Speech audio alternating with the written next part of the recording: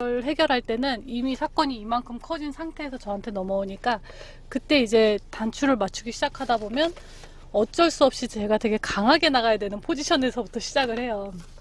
그러면 제가 실물을 조금 더 리얼하게 안녕하세요, 이 소장입니다. 오늘은 제가 중개의 정석 68페이지에 있는 강자에게 강하고 약자에게 약하게 라는 내용으로 이야기를 해볼게요.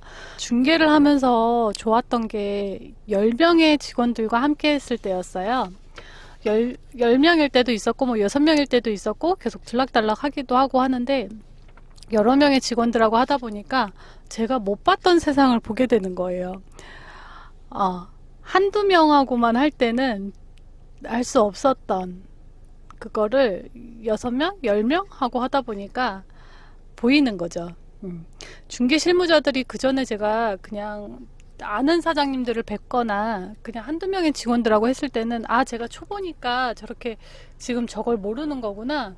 아니면 그 사장님들 30년씩 되신 분들이 고객들한테 끌려다니고 고객들한테 너무 하대받을 때 그냥 저거는 저 사람의 중개 스타일이구나 하고 넘어갔는데 6명, 10명의 직원들하고 하면서 되게 단기간에 되게 많은 사장님들을 뵙고 단기간에 많은 직원분들, 많은 고객분들을 만나다 보니까 알겠는 거예요. 우리가 부동산 중개 시장에 중개 실무자들이 지금 어느 정도 위치에 있구나. 그리고 그것들이 왜 일어나는 것이며 어떤 식으로 해결을 해야 되는 건지에 대해서 이제 그때 다 알게 된 거예요. 저 혼자 했을 때는 솔직히 저만의 이제 원리 원칙을 알고 하는 거였잖아요. 그러다 보니까 이런 식으로 하면 다 이제 방식이 다 맞춰지니까 저는 그냥 재밌게 잘 했었는데 직원분들 보니까 이 사람한테 나타났던 현상이 또 이 사람한테 나타나고 이 사람 현상이 또 이 사람한테 나타나는 거예요.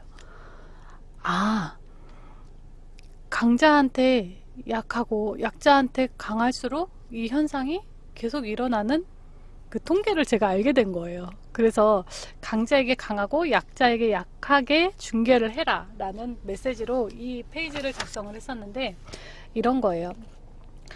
우리가 이왕이면 잘해주는 중개 실무자를 만나고 싶지 않아요. 그쵸? 우리 실무자들 입장에서는 중개 보수료를 잘 주는 아니면 중개 보수료를 많이 받을 수 있는 고객하고 일을 하고 싶잖아요. 그쵸?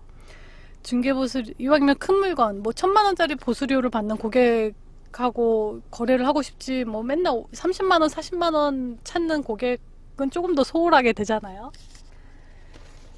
그런 것처럼 이제 고객의 심리도 그런 건데 고객이 제가 저번 영상에서도 말씀드린 것처럼 계약을 쓰고 나서 돌변하는 고객들이 있다. 그 이유가 중개보수를 주는 거에 대해서 아까워진다 라는 말씀을 드렸는데 상가 같은 경우는 정말 이런 고객이 되게 많아요. 그 이유가 계약서를 쓰기 전에는 이 사람이 나한테 좋은 물건을 해줄 거야 그리고 좋은 물건을 받아야 돼 라는 그 이득 때문에 조금이라도 실무자들한테 좀 더 잘하는 게 있어요. 근데 이제 계약서를 쓰고 나면 이미 계약서 다 썼어 라는 거가 되고 또 이제 중개보수료 최고 요율은 0.9%지만 조율을 하게 돼 있죠. 합의를 하게 돼 있죠. 그러면 이제 이 사람들은 어떻게 해서든 이 사람들한테 빌미를 제공해서 복비를 깎아야 되는 거예요. 그런 이제 입장이 바뀌게 되는 거죠. 그러다 보니까 장난을 너무 치는 거예요. 저 혼자 할 때는 몰랐다가 저 혼자 할 때는 복비 되게 잘 받았어요.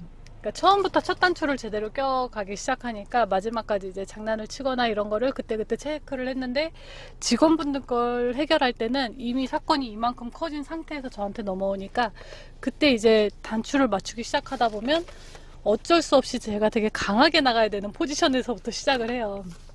그러면 제가 실물을 조금 더 리얼하게 말씀드릴게요. 제가 직원들의 사건을 해결할 때 솔직히 말씀드리면 저도 욕을 할 때도 있고요. 좋게 책에는 이제 부드럽게 나간 것들만 있잖아요. 근데 실질적으로 실무에서는 제가 되게 강하게 욕을 할 때도 많았어요.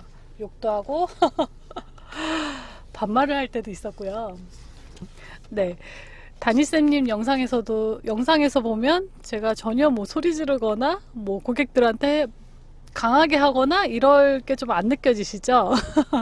근데 중개 실무 현장에 있으면 제가 약하면 저희 직원들이 힘들어지고 제가 약하면 중개보수료를 거의 포기해야 되는 상황들이 대다수였어요. 그래서 제가 책에는 되게 고분고분한 얘기만 작성을 해놨잖아요.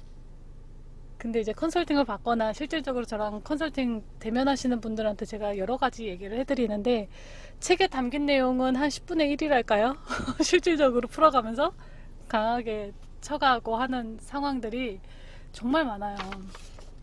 그래서 어떤 분들한테는 이 사건을 해결하면서도 제가 좀 되게 강한 멘트를 해야 되는 상황도 몇 개가 있었는데 이제 그거는 너무 디테일이고 이 고객의 제가 프라이버시를 생각해서 더 강한 내용은 써놓을 수는 없었어요. 근데 실질적으로는 정말 강해져야 되는 상황이 수시로 발생을 해요.